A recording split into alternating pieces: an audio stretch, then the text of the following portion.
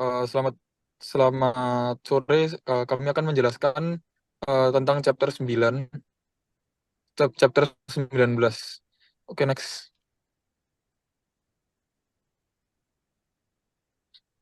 Untuk anggota kelompok kita, yang pertama ada William Wibowo, yang kedua ada saya Andi Lolo, yang ketiga ada Aileen Goy, yang keempat ada James Kenneth. Next, next. Untuk yang pertama ini ada pendahuluan. Untuk ringkasan kasusnya, Blades ini adalah perusahaan sepatu roda asal Amerika Serikat yang mendirikan anak perusahaannya atau cabangnya yang memproduksi produk Speedos yang bermanfaat bagi para penggemar sepatu roda. Eh, Pengguna Speedos ini biasanya berupa anak kecil. Nah, perusahaan sendiri ini menjaga fleksibilitas dan kendali penuh, serta menerbitkan nilai obligasi dalam yen demi menghindari suku bunga yang tinggi pada obligasi BAT. Produksi di Thailand dirancang untuk melayani pasar lokal tanpa ekspor-impor, tetapi Blades menghadapi tantangan kepercayaan karena kurang dikenal di pasar internasional. Pemasok Thailand meminta pembayaran di muka atau jaminan bank, sementara beberapa pelanggan potensial menuntut pembayaran net 60 dengan akun terbuka. Untuk mengatasi kendala ini, CFO Blades, Ben Holt, mencari solusi pembiayaan perdagangan internasional yang dapat memastikan keamanan transaksi tanpa memenuhi syarat pihak Thailand. Next. Oke, selanjutnya kita akan masuk ke konsep dan teori. Untuk tabel konsep dan teorinya seperti ini. Langsung saya jelaskan aja. Untuk nomor satu, yaitu prepayment. Ini sangat menguntungkan untuk eksporter karena penjual ini tidak mengalami resiko sama sekali. Prepayment ini kurang lebih eh, eksporter menerima pembayaran dulu, lalu mengirimkan produknya.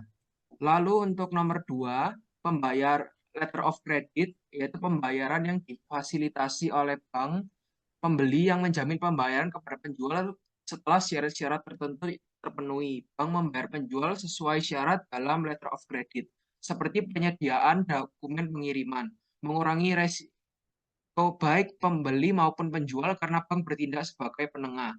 Digunakan dalam transaksi internasional yang melibatkan jumlah besar atau ketika resiko kredit pembeli tidak pasti. Siklusnya seperti ini.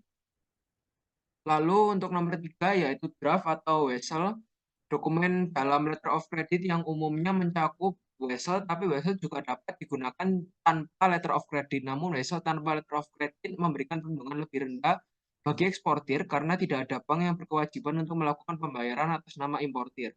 Wesel adalah perintah pembayaran yang tertulis dari penjual kepada pembeli untuk membayar sejumlah tertentu pada waktu tertentu. Wesel atau draft ini terdapat dua jenis, yaitu sight dan time. Kalau sight ini dibayar waktu dokumennya diserahkan, sedangkan time dibayar pada tanggal jatuh tempo tertentu. Selanjutnya untuk nomor 4 yaitu consignment. Consignment ini intinya adalah menitipkan barang ke penjual sampai barangnya terjual, baru penjualnya akan mengirimkan hasilnya, eh, mengirimkan barangnya kepada pembeli. Kalau barangnya di pembeli ini sudah terjual, maka uangnya akan dikirimkan kembali ke si penjual atau eksportirnya. Selanjutnya akan dilanjutkan oleh teman saya, Aileen. Lalu yang kelima, open account. Penjual mengirim barang dan pembeli membayar pada tanggal yang telah disepakati setelah pengiriman. Resiko terbesar ada pada penjual karena pembayaran dilakukan setelah barang diterima oleh pembeli. Digunakan ketika ada hubungan yang kuat dan saling percaya antara kedua pihak, serta sering dalam perdagangan domestik atau perdagangan internasional yang volume transaksinya tinggi. Next. Lalu ada metode pembiayaan perdagangan. Di sini ada 6, tapi yang kita bahas cuma 2, yaitu factoring dan letter of credits.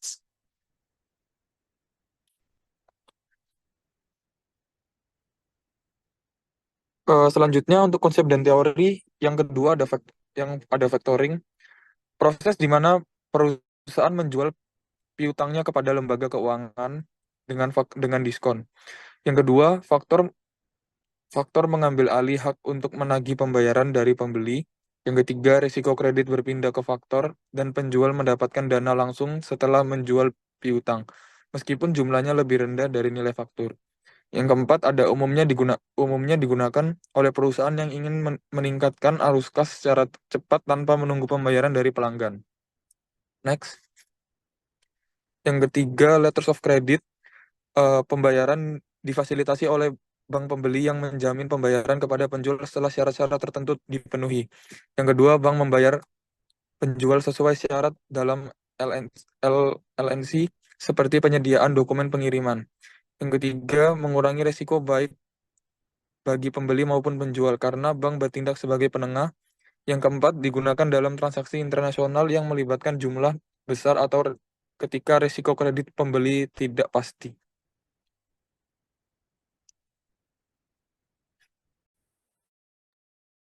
Nah, lembaga yang memfasilitasi perdagangan internasional yaitu satu, Bank Ekspor Impor Amerika Serikat, yang kedua yaitu perusahaan pembiayaan ekspor swasta, dan yang ketiga yaitu korporasi investasi swasta luar negeri. Next.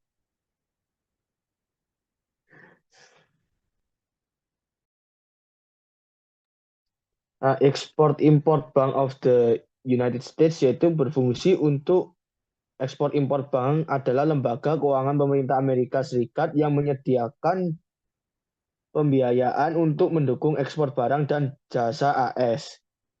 Layanan utamanya yaitu Export-Impor Bank menawarkan pinjaman langsung, jaminan pinjaman, dan asuransi kredit ekspor bagi eksportir AS dan pembeli asing yang membeli produk AS.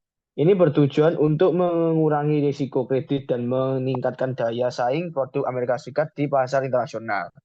Nah, faktor utamanya yaitu membantu perusahaan Amerika Serikat, terutama perusahaan kecil dan menengah, dalam meningkatkan penjualan ekspor mereka dengan menyediakan pembiayaan yang mungkin sulit diperoleh di pasar swasta. Next.